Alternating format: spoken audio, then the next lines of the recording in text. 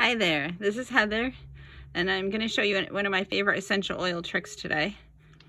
It's for one, it helps humidify the house a little bit in the heat in the winter and keep the moisture going so everything's not dry and your skin's not all really dried out. And it helps it smell amazing really quickly.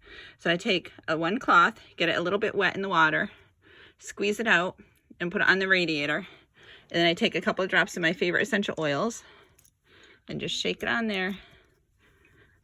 Right now I'm using Sensation, which is a Lang Lang blend, and Northern Pine Black Spruce, which smells like Christmas. It's one of my favorites, and everything in Christmas always smells good.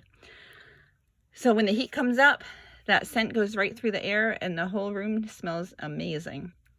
So it's an easy little trick there. And downstairs I usually use peppermint and lemon on the radiators.